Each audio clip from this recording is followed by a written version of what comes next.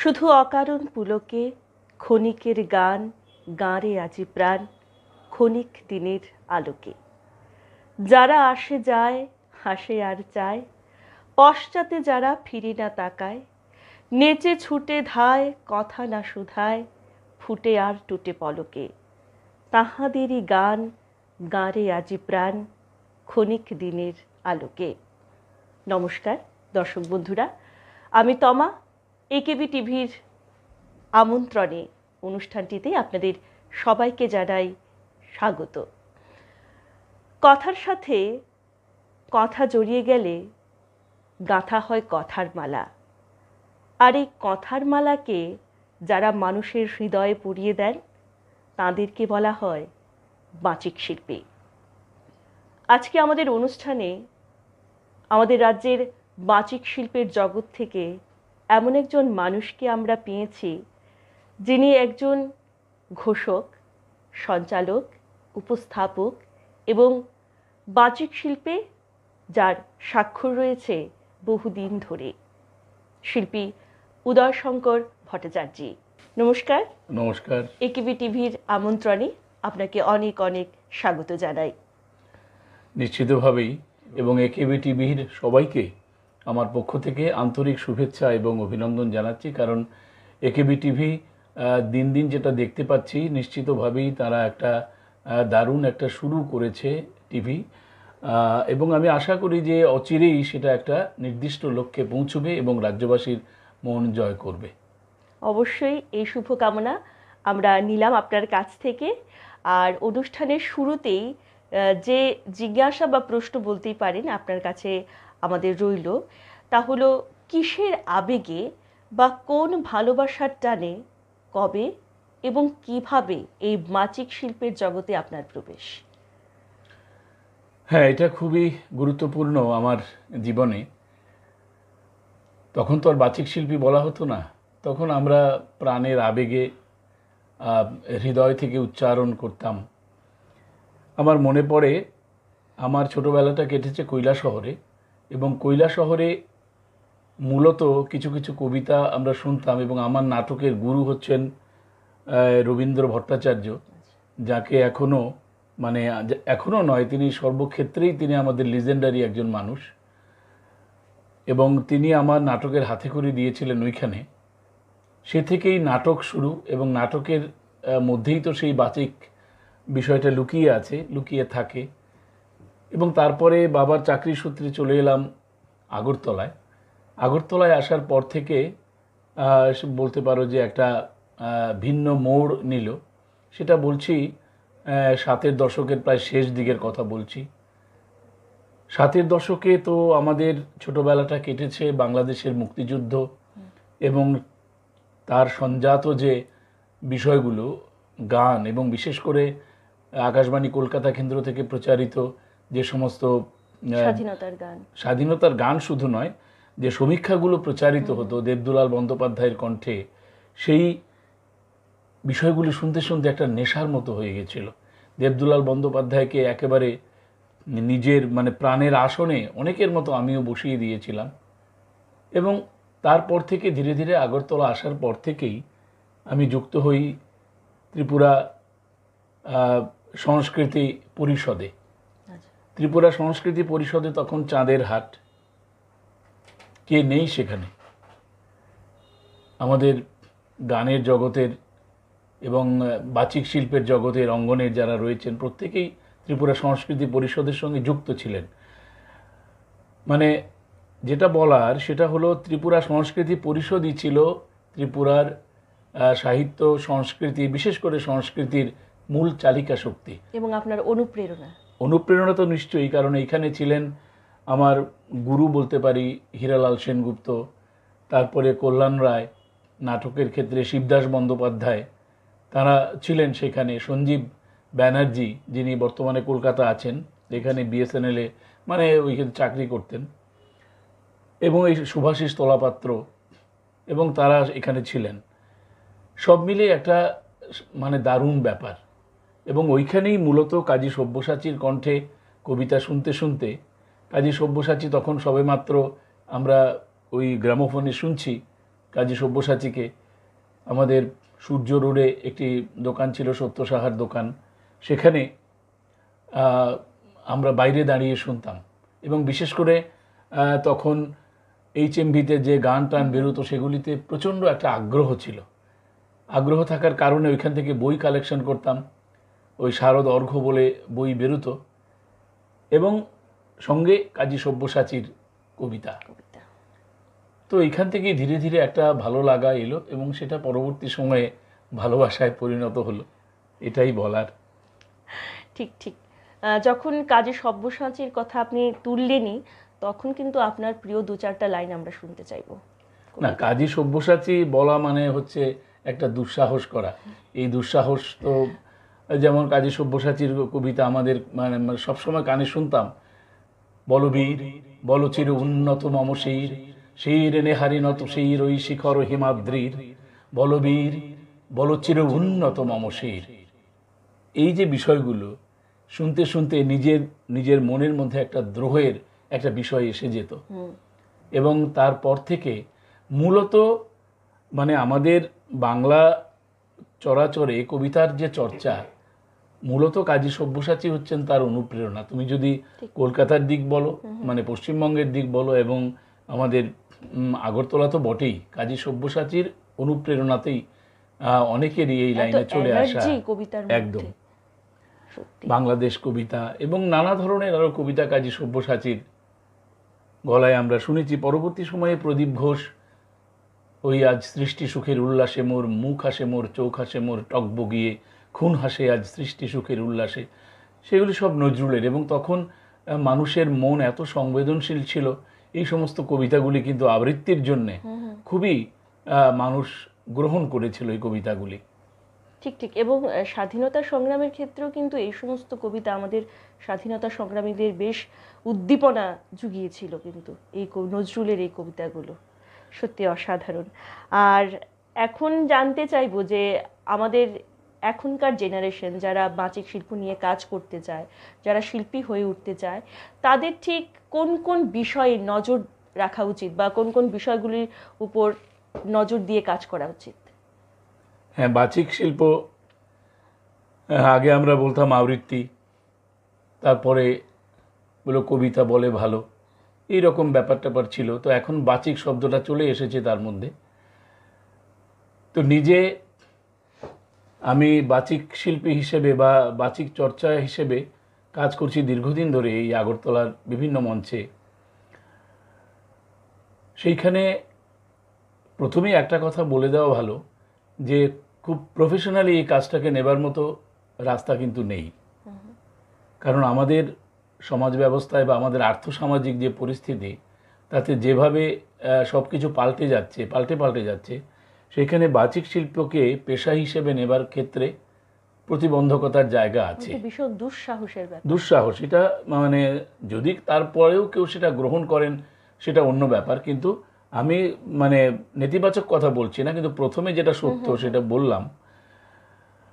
তো বাচিক শিল্পকে এগিয়ে নিয়ে যাওয়ার ক্ষেত্রে মানে যারা কাজ করছেন, প্রত্যুৎপন্ন মতিত্ব যাকে বলে, আমাদের বাংলা ভাষায় একটা কথা আছে শব্দে, প্রচণ্ডভাবে তাকে ইমোশনাল হতে হবে, এবং যে বিষয়ের উপরে তিনি বলবেন সেই বিষয়টা সম্পর্কে তাকে জানতে হবে।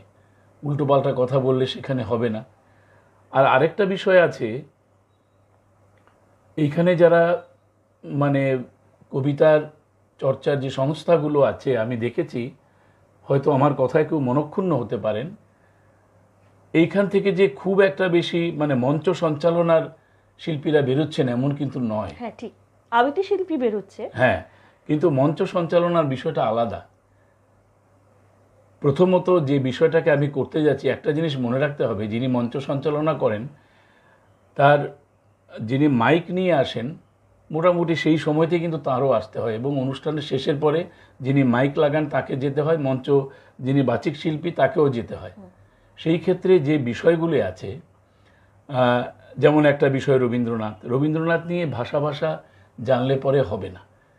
সেই ক্ষেত্রে তার একটা থরো একটা জানকারি তার দরকার, নিশ্চিতভাবেই দরকার। এবং সেটা হলো যে আমি কতটা বলবো সেখানে, সেটাও একটা বিষয় আছে। আমার মানে বলছি ইংরেজি শব্দ এসে যায়, যেমন চাইল্ডিশ যেন ব্যাপারগুলি না হয়। অর্থাৎ কি না, এমনভাবে বিষয়টাকে নির্বাচন করতে হবে, এমনভাবে বলতে হবে জিনিসগুলিকে যেন মানে সহজেই মানুষের হৃদয়ে, মানে যারা দর্শক হিসেবে যারা রয়েছেন তাদের হৃদয়ে যেন তিনি জায়গা করে নিতে পারেন, এমনভাবে রবীন্দ্রনাথকে প্রেজেন্ট করতে হবে।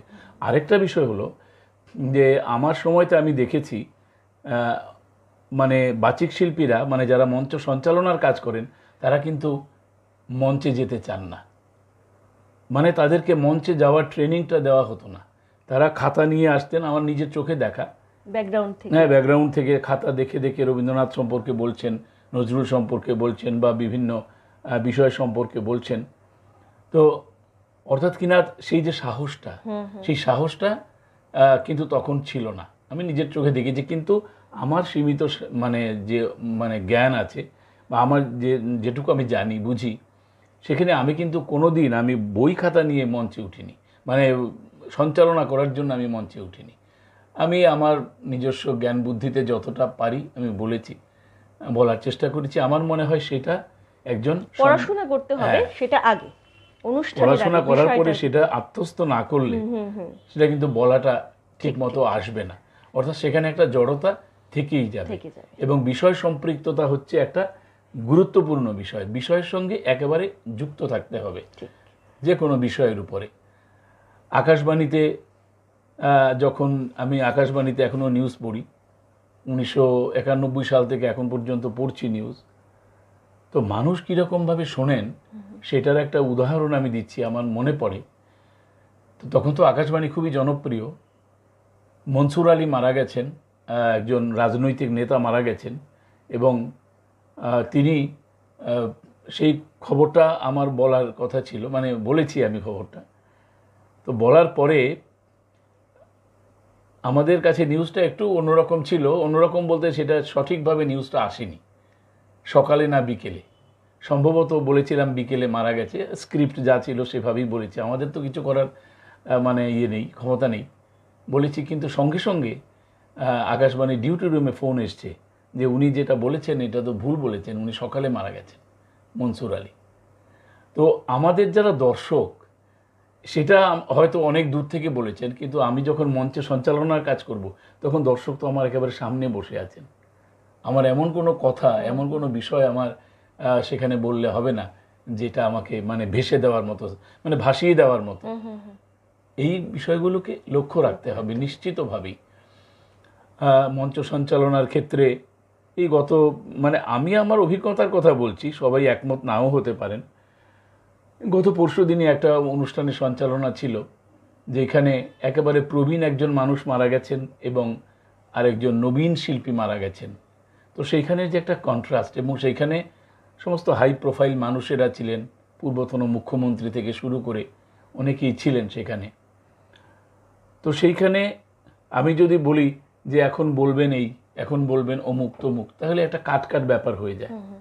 তো সেই ক্ষেত্রে মানে আমাকে একটা ব্যালেন্স করতে হয়েছে, প্রবীণ এবং নবীন দুটোই মৃত্যু সংবাদ। মৃত্যু সংবাদ। কিন্তু প্রবীণের মৃত্যু সংবাদ হয়তো আমাদের কাছে একটা মানে অনাকাঙ্ক্ষিত হলেও, মৃত্যু তো অনাকাঙ্ক্ষিত, তবুও মনে হয় সেখানে একটা সান্ত্বনা খুঁজে পাওয়া যায়। কিন্তু একটা 22 বছরের ছেলে যখন মারা যায় তখন তার বিষয়টা আলাদা। তো সেইখানে একটা কন্ট্রাস্ট করে সেটাকে একটা মিলিতভাবে সেটাকে বলতে হবে।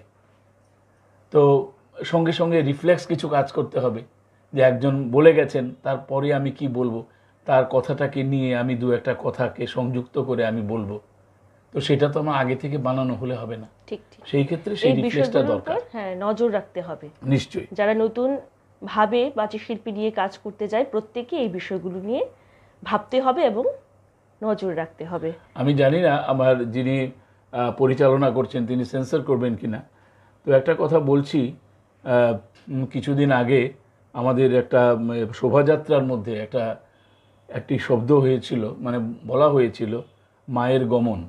অর্থাৎ শব্দটাকে এমনভাবে বলা হয়েছিল মা যেন চিরদিনের জন্যে, অর্থাৎ মা দুর্গা চিরদিনের জন্য যেন অন্তর্জলিতে চলে গেছেন। তো এটা আমাদের আবেগে তীব্রভাবে আঘাত করেছিল এবং সেটা নিয়ে প্রচণ্ড সমালোচনা হয়েছিল।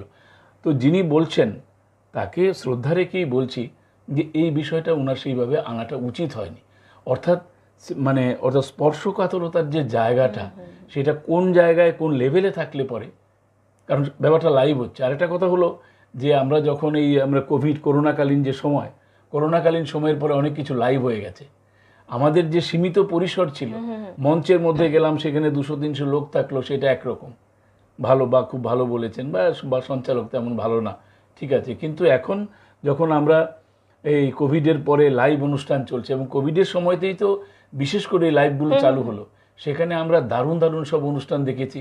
মানে সৃজনের প্রতিভা নিয়ে যাদেরকে দেখেছি, তারা কত সুন্দর করে অনুষ্ঠান সঞ্চালনা করছেন, কিন্তু পাশাপাশি বিপ্রতিভে কিন্তু অন্য ধরনের অনুষ্ঠানও কিন্তু হয়েছে। তো সেই ক্ষেত্রে নিশ্চিতভাবে সঞ্চালনার বিষয়টা এগিয়েছে। যারা সঞ্চালনার কাজে আসছেন তারা শিক্ষিত হচ্ছেন, তারা বিষয়ের সঙ্গে যোগাযোগ রেখে তারা কাজগুলি করছেন, অতএব আশাবাদী হওয়াই যায়। আর আরেকটা বিষয় হলো, সঞ্চালনার উপরে কিন্তু অনেকটা বিষয় নির্ভর করে, কিন্তু পাশাপাশি এও সত্য, আমরা যদি দেখি এখন কিন্তু বিভিন্ন টিভি চ্যানেলে, বিশেষ করে রাষ্ট্রীয় টিভি চ্যানেলগুলিতে কিন্তু সঞ্চালনার পার্টটাকে অনেকদিন আগে থেকেই তুলে দেওয়া হয়েছে, এবং মূলত নিউজ যে চ্যানেলগুলো, তারাও কিন্তু সঞ্চালনার বিষয়টাকে আর রাখছে না। সেই ক্ষেত্রে কাজের ব্যাপারটা সংকুচিত হয়ে যাচ্ছে। অর্থাৎ আমাদের একটা লড়াইয়ের জায়গা কিন্তু রয়েছে, এগুলি মনে রাখতে হবে। ঠিক ঠিক। আমরা থাকবো আলাপচারিতায় প্রিয় দর্শক, কিন্তু আমরা দ্রুত নিয়ে নিচ্ছি একটি বিরতির পর আবারও চলে আসছি আমাদের অনুষ্ঠানে, সঙ্গে থাকুন।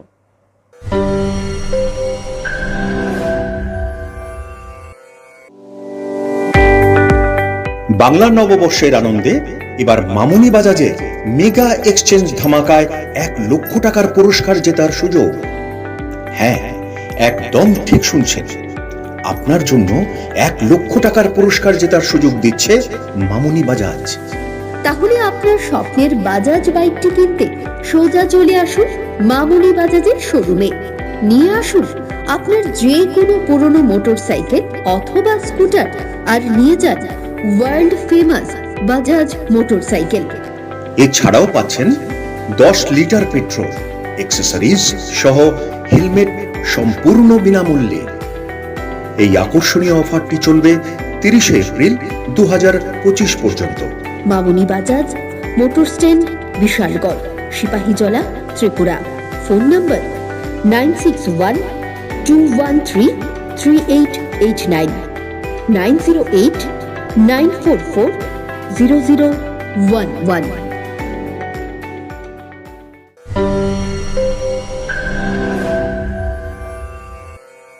ফিরে এলাম ছোট্ট একটি বিরতির পর। আপনারা দেখছেন একেভি টিভির আমন্ত্রণে অনুষ্ঠানটি। আমাদের সাথে আছেন আমাদের রাজ্যের সুনামধন্য সঞ্চালক, ঘোষক, উপস্থাপক, শিল্পী উদয়শঙ্কর ভট্টাচার্য। আচ্ছা, কথা তো অনেক হলো, আর যেহেতু আমরা আজকের এই অনুষ্ঠানে আপনাকে পেয়েছি, আপনার কাছ থেকে পরপর 2-3টে আপনার পছন্দ মতো কিছু কবিতা কিন্তু আমরা শুনতে চাইব। প্রথমে কোনটা দিয়ে শুরু করবেন? হ্যাঁ, আমার এটা নিজের একটুখানি সংকুচিত বোধ করছি এই কারণে, মঞ্চ সঞ্চালনার কাজ করতে গিয়ে বা এছাড়াও বিভিন্ন স্ক্রিপ্ট করতে হয় অনেক সময়তে, আকাশবাণী, দূরদর্শন। তো সেই ক্ষেত্রে কবিতার চর্চাটা আমার একটুখানি কমে গেছে। এরপরেও আজকে যখন তুমি বলছো, এবং আমার ভালো লাগার 2-1টি কবিতা নিশ্চিতভাবেই আমি বলার চেষ্টা করব। প্রথমে আমার খুব প্রিয় একটি কবিতা, আমি একটু দেখেই বলি, কারণ এখন স্মৃতিটা ঠিকভাবে কাজ করে না, স্মৃতি অনেক সময় বিট্রে করে। কবির মুক্তি, কাজী নজরুল ইসলাম। এটা আমার খুব প্রিয় একটি কবিতা, ভালো লাগে বলতে। মিলের খিল খুলে গেছে, কিলবিল করছিল, কাঁচুমাচু হয়েছিল কেঁচোর মতন। পেটের পাঁকে কথার কাতুকুতু, কথা কি কত্থক নাচ নাচবে চৌতালে ধামারে।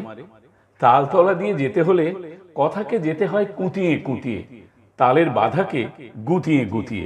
এই যা মিল হয়ে গেল। ও তালতলার ক্যাটদানি, ধুত্তর মুরগি ছানায় চিলের মতন, টেকো মাথায় ঢিলের মতন পড়বে এবার কথার বান্ডিল। ছন্দ এবার কন্ধ কাটা পাঁঠার মতন ছটপটাবে, লটপটাবে লুচির লেচির আটার মতন। অক্ষর আর যক্ষর টাকা গোনার মতো গুনতে হবে না, অঙ্কলক্ষ্মীর ভয়ে কাব্যলক্ষ্মী থাকবেন কুঁকড়োর মতো কুঁকড়ে, ভাববেন মিলের চিল কখন দেবে ঠুকরে। এই যা আবার মিল, মিলের অভাব কি? কাব্যলক্ষ্মী মিল থাকবে কেন? ওকে ধুলোর সঙ্গে মিলিয়ে দাও, ওখানেও যে মিল আছে। অঙ্কলক্ষ্মীকে মানা করেছিলেন মিলের শাড়ি কিনতে। অঙ্কলক্ষ্মীর জ্বালায় পঙ্কলক্ষ্মী পদ্ম আর ফোটে না, তা বলতে গেলে লঙ্কা কাণ্ড বেঁধে যাবে। এই কবিতা যদি পড়ে গায়ের ধানি লঙ্কা ঘষে দেবে। আজ যে বিনা প্রয়াসে এই অনুপ্রাসে পার পেয়েছো দেখছি।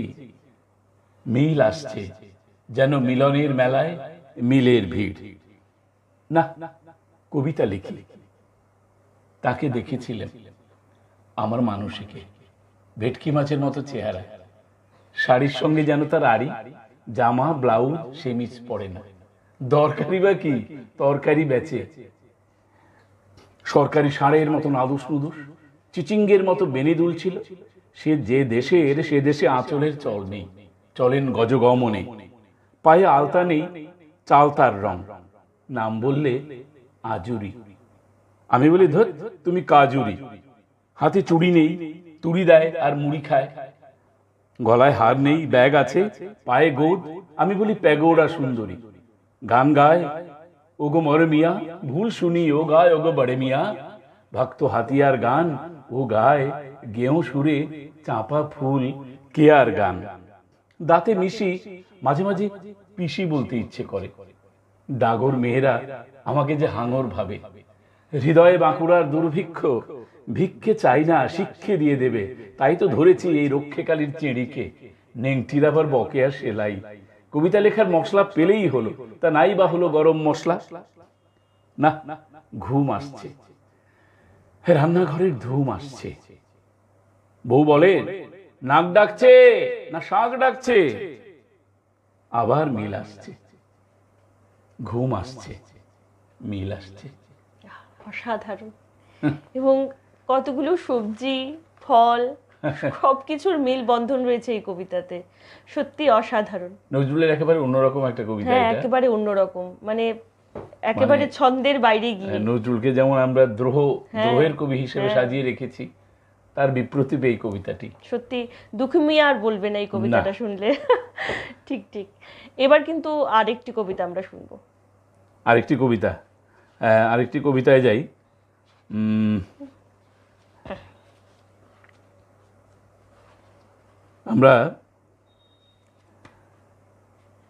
আমার খুব প্রিয় আরেকটি কবিতা, সুভাষ মুখোপাধ্যায়ের অদ্ভুত সময়।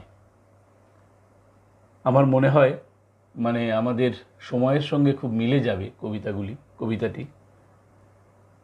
এ এক ভারী অদ্ভুত সময়, পুরনো ভিতগুলো যখন বালির মতো ভাঙছে, আমরা ভাই বন্ধুরা ঠিক তখনই ভেঙে টুকরো টুকরো হচ্ছি। কে তার আস্তিনের তলায় কার জন্য কোন হিংস্রতা লুকিয়ে রেখেছে আমরা জানি না। কাঁধে হাত রাখতেও এখন আমাদের ভয়। অন্ধকারে চেরা জীবগুলো যখন হিস হিস শব্দ করে, তখন মনে হয় অদৃশ্য করাত দিয়ে কেউ আমাদের খুব মিহি করে কাটছে। যখন একসঙ্গে হাত মুঠো করে দাঁড়াতে পারলেই আমরা সব কিছু পাই, তখন বিভেদের এক টুকরো মাংস মুখে ধরিয়ে দিয়ে চোরের দল আমাদের সর্বস্ব নিয়ে চলে যাচ্ছে। এই ছিল অদ্ভুত সময়। শেষ হয়েও হলো না শেষ, আরো শুনতে ইচ্ছে করছে। এক অদ্ভুত সময়েই আমরা যাচ্ছি। ঠিক ঠিক। ভালো লাগছে কবিতাগুলো শুনতে। আর যখন কবিতারই কথা হচ্ছে, আপনার অনুষ্ঠান অনেক বছর ধরে আপনার এই মঞ্চ সঞ্চালনা, কবিতা আবৃত্তি, এই দীর্ঘকালীন জীবনে আপনার বিশেষ কোনো অনুষ্ঠানের স্মৃতি যদি আপনি আমাদের সাথে তুলে ধরেন। হ্যাঁ, বিশেষ স্মৃতি অনেক কিছুই আছে। প্রথমে আকাশবাণীর একটা বলেছিলাম, আরেকটা বলি। সেটা হচ্ছে ইন্দিরা গান্ধী নিহত হয়েছেন, না রাজীব গান্ধী নিহত হয়েছেন, এবং তারপরে রাতে সমীক্ষা হবে।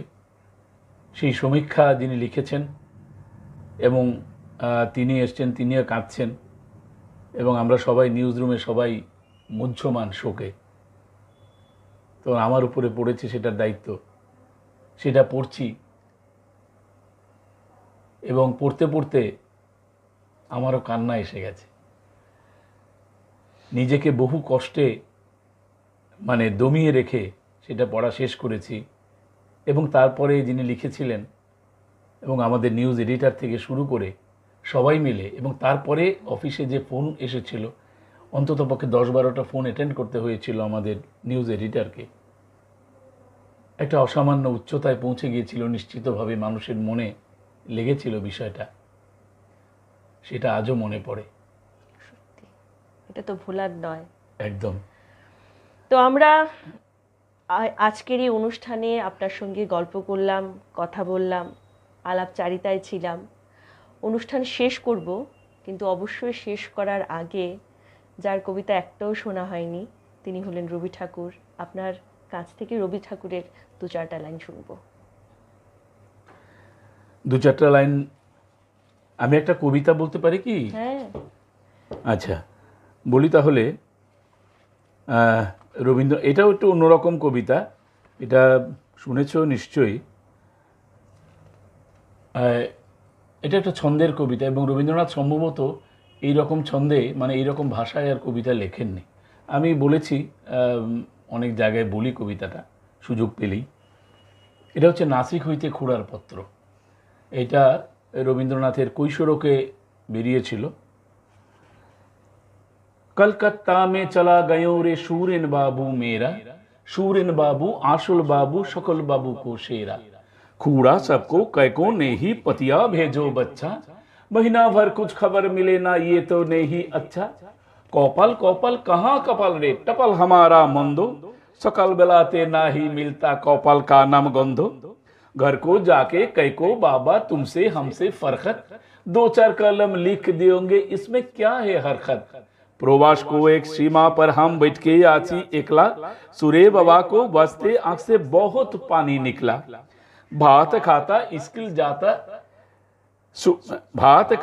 स्किल जाता सूरन बाबू निर्दय, मन का दुखे हु करके निकले हिंदुस्तानी, और संपूर्ण ठिकता काने बंगला को जवानी, मेरा ऊपर जुलुम करता तेरी बहन भाई, की करेंगा कहाँ जाऊंगा भेबे ना ही पाई, बहुत जोर से गाल टिपता दोनों अंगली देके, बिलाती एक पैनी बजना बजता थे के, कभी कभी निकट आके ठोंट में चिमटी काटता, कांची लेकर कोकड़ा कोकड़ा चूल गुलू सब छटता, जज साहेब कुछ बोलता नहीं रखा कुर्बे केटा, कहाँ गयो रे जज साहेब की बेटा, गाड़ी चढ़ के लाठीन पड़ के तुम तो जाता स्किल, ठोंटे ना के चिमटी खा के हमरा बहुत मुश्किल, এদিকে আবার পার্টি होता खेलने को भी जाता, जिम खाना में हिम जिम एवं थोड़ा बिस्कुट खाता, तुम छड़ा कोई समझे ना तो मेरा पूरा बस्ता, बहन तेरी बहुत मेरी खिलखिल करके हंसता, चिट्ठी लिखियो माँ को दियो बहुत बहुत सेलाम, আজকের মতো তবে বাবা বিদায় হকে গেলাম। একিবি টিভির আমন্ত্রণে সাড়া দিয়ে আপনার মূল্যবান সময় আপনি আমাদেরকে দিয়েছেন, এর জন্য আমরা একিবি টিভির পক্ষ থেকে আপনাকে অনেক অনেক বেশি কৃতজ্ঞতা জ্ঞাপন করছি। দর্শক বন্ধুরা, আমাদের একিবি টিভির আমন্ত্রণের অনুষ্ঠানে থাকবে রাজ্যের বহির্রাজ্যের নবীন প্রবীণ শিল্পীদের বিশেষ পরিবেশনা, থাকবে তাদের সাথে আলাপচারিতা, এবং আমাদের প্রতিটি পর্ব উপভোগ করতে হলে অবশ্যই আপনাদের চোখ রাখতে হবে একিবি টিভির পর্দায়। নমস্কার।